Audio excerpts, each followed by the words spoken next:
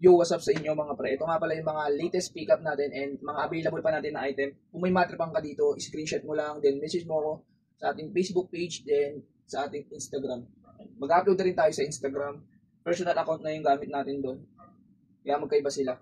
Ito yung ating first item na nakuha kanina. Meron tayong Oakley size large on tag. Pero fit to hanggang XL. Parang knitted siya. Ayan. Parang may metal siya dito. Nandito yung logo niya. Then, meron tayong mga nakuha mga polo kanina na stripe niya. Size large. Then, meron pa tayo nakuha Oakley. Size large din to. Ayan. Then, may bucket siya. Hindi ko sure kung issue to.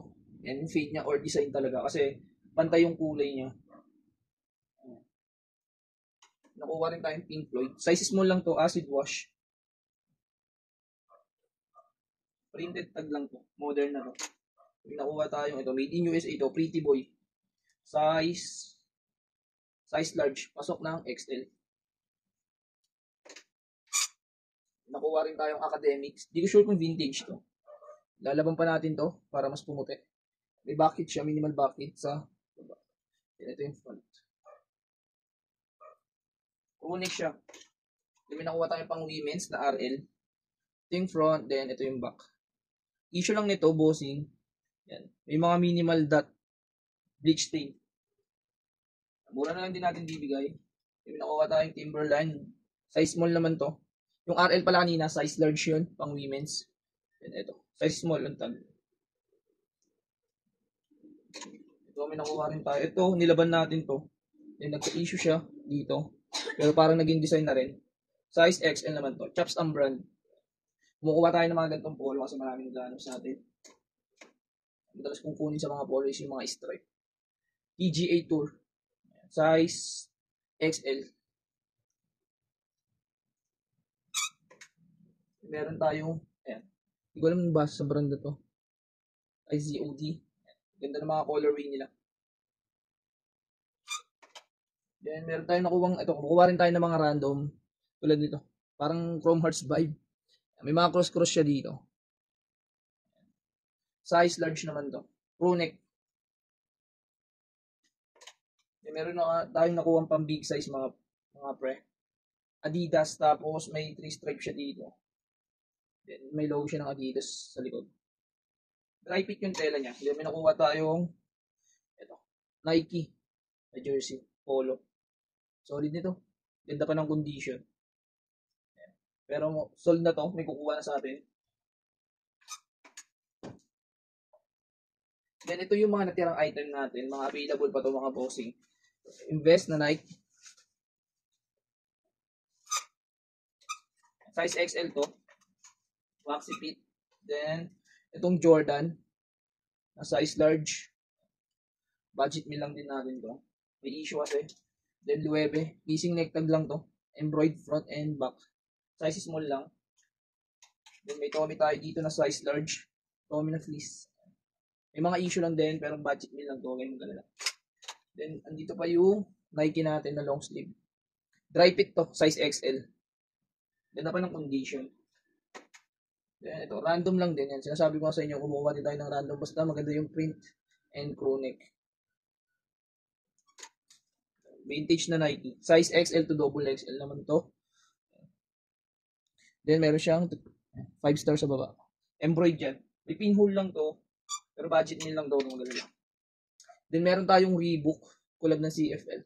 Jersey. Lightweight lang to. Pero napaka-solid nito. Patungan mo lang ng white yan.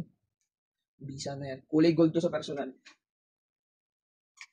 Then meron pa tayong Unil na polo. Size 2XL to. Budget meal lang to. May issue kasi. Pag dito, yung pamigay na tong laos natin. Size 5. Malala yung color line niya. Meron tayong medium on tag. Pasok ng XL. Chinisim. Tapos meron tayong Fila. Lead wash lang to. Size medium on tag. Baxi fit. Then Ebisu. Na size XL. Budget meal lang din natin to. And itong Uniqlo. Na fleece. Then ito yung mga natira sa pambaba natin. Wala tayong bago sa mga pambaba natin, sa mga shirt and pants, wala. Unahin na natin itong Marlboro na vintage. Ayan. Size XL ang tag yun. Itong Nike na dry fit with embroidered swoosh. Ayan. Anong size? Size medium ang tag naman to. Then meron tayong long jorts para sa mga 6-footer dyan. Size 32 naman to.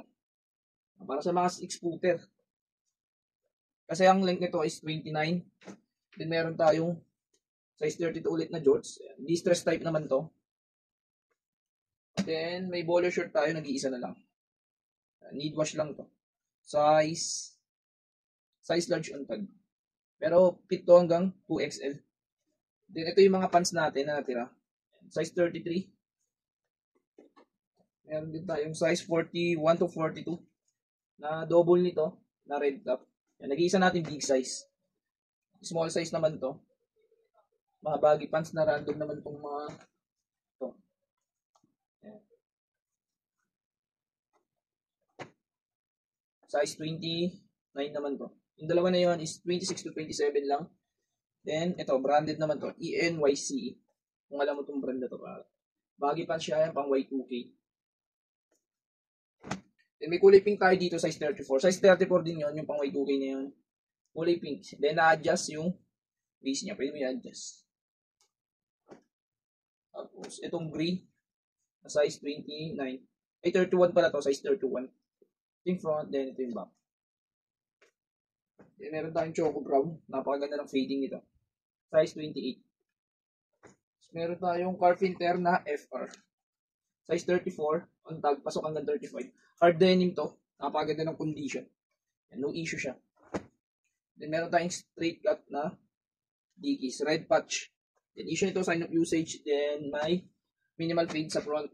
Then, nag-iisa nating sweatpants. Pabawlig to, kaya sobrang solid nito. Ganda ng fittings. Then, ito yung headgear natin. 2 piraso na lang to. Isang NASCAR na kulog ng Real 3, then isang RBCA na leather patch.